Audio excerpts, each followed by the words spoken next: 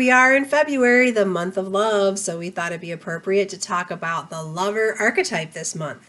So here we are sitting in my cozy office with my fire going and my cute little doggie on the chair. She might bark. And getting ready for this video, I was going to wear something red, and I was looking through my closet and realized that I don't really own a lot of red clothes, but I did find this pretty sparkly red scarf. So I thought I'd put that on to be more on brand with this. But then I thought, I should explain that the lover archetype isn't all about sex. And that's kind of a misconception that some people have, because let's be honest, sex sells, and that is a tried and true marketing strategy that people have used through the ages, and it works because we're human, right? But that's not the only thing that the lover archetype is about. And it doesn't also mean that you have to use the color red either in your marketing. But, because it's a passionate, exciting archetype, you would use bolder colors. And let's think about some lover archetypes that we can recognize really easily. And this goes back to the whole sex sells concept. So let's like Victoria's Secret, Calvin Klein, pretty much any perfume commercial I've ever seen seems to be about, the lover archetype or passion. And lately, all the dating apps like eHarmony and Hinge and things like that are pretty much based on the lover archetype, which would make sense. But besides the lover archetype being all about passion, it's also about relationships. Relationships with yourself, relationships with other people, your family, your friends, your significant other, and even your community. So these are some things to consider that might make the lover archetype right for you. So the other part of it is the whole romance side. So there's the sex side, and then there's the romance side too. And that will be more like Hallmark and the Hallmark channel. A little bit softer, a little bit less in your face, a little less obvious sex sells message, but still about romance and people connecting to their desires. So I've worked with a lot of companies that have picked the lover archetype where their products and services weren't necessarily sexy, but they were very, very passionate about what they did. One of these was a bakery cafe who was really passionate about sourcing local products and using organic ingredients and pretty much just baking love into everything that they did. And it worked really, really well for them. And another client I currently have is a hunting organization. So these men and women are very passionate about hunting and very passionate about hunter advocacy and environmental protection as well. So that works really well for them. So, and if you're a hunter or know anybody who's a hunter, you know that people tend to be very passionate about that sport. So that works good for them too. So here are some questions to ask yourself if you think that your company might be the lover archetype or might be good for the lover archetype. So do you provide high-end products and services? Do any of your products or services have to do with indulgence or any of the senses? So that would loop into the perfume, and also like Godiva chocolate is definitely the lover archetype. Haagen-Dazs ice cream, also the lover archetype, because we're talking about really high-end good ice cream and chocolate, tapping into that taste sense, right?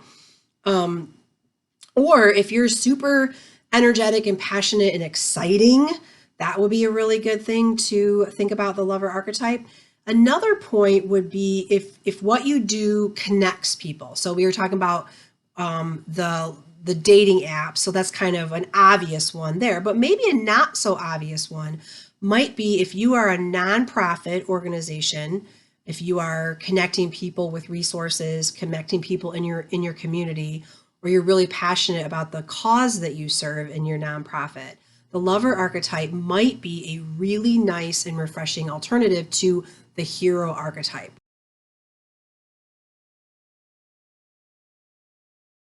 Chambers of commerce and economic developments and tourism. Tourism is a very sexy industry. It's easy to sell. Everybody likes to travel. Everybody likes to see things like that. So the passionate travel could be really good.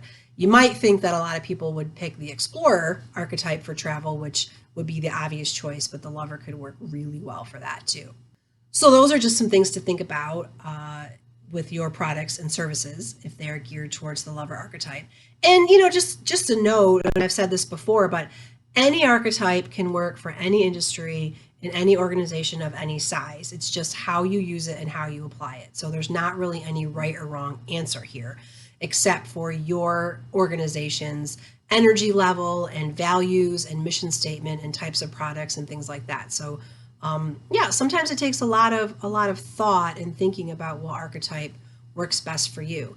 And a lot of times when I sit down with clients and we start talking about archetypes, we realize that they're already kind of doing one or two anyway. So some might feel more natural than others. And it doesn't mean you have to pick that one, but it just might be something that you've already kind of been doing with maybe not even knowing it. So, because, you know, words matter, let's talk about some words for the lover. And this one makes me so happy. There's so many fun words to pick for the lover archetype.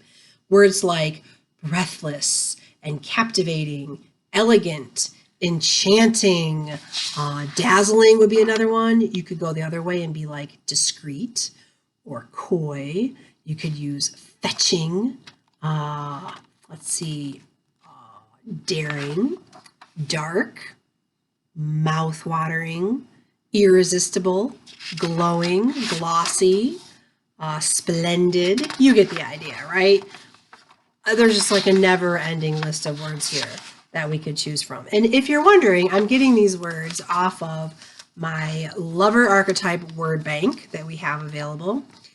So if you'd like a document with pages and pages and pages of words that we have cultivated over the years from doing brand archetype sessions, our own research, and the clients that we work with, then you can reach out to me either through Zeedia Media or through Brand Archetypes, and you can contact me on all my social at Zeedia Media.